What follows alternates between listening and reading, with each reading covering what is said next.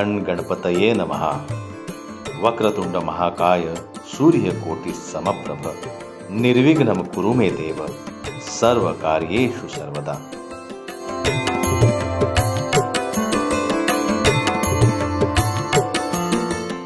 आज बाप्पांचं आगमन होऊन 4 दिवस कसे निघून गेले काही कळलं नाही।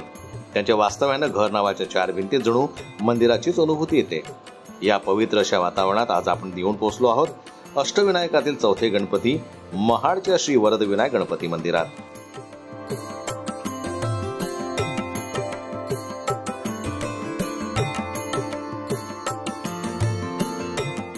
बाप्पाच्या सानिध्यात मनाला एक आगळी वेगळी अशी मनशांती लाभत असताना आज आपण आलो आहोत महाड येथील श्री वरदविनायक गणपती मंदिरात। रायगड जिल्ह्यातील खालापूर तालुक्यात खोपोलीजवळ वसलेलं अष्टविनायकांपैकी हे चौथं स्थान श्री वरदविनायक गणपती मंदिर भाविकांसाठी निसर्गाची मेजवानी।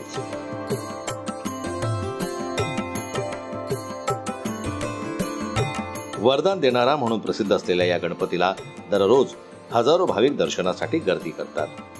शास्त्रानुसार गणपतीने राजा भृकुंद राजाच्या तपश्चर्येनंतर या ठिकाणी वास्तव्य केलं अशी आख्यायिका सांगितली जाते। पेशवा काळात श्री मोरोबा दिघे यांनी इसवी सन 1725 मध्ये हे मंदिर बांधलं। दगडी बांधकाम असलेलं हे मंदिर लहान परंतु रमणीय असून समोर मोठा तलाव आहे।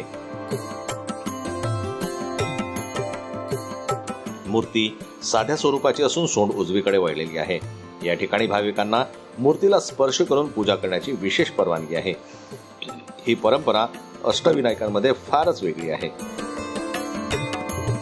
गणेशोत्सव तसेच दर महिन्याच्या चतुर्थीला मंदिर परिसर भाविकांनी गजबजून जातो, तर तिथेच मुंबई व पुण्याहून जवळ असल्यानं या मंदिरात आठवड्याच्या शेवटी भाविकांची विशेष गर्दी असते। अष्टविनायक यात्रेत 4थ्या क्रमांकावर असलेलं हे स्थान भक्तांच्या मनात विशेष स्थान मिळवून आहे।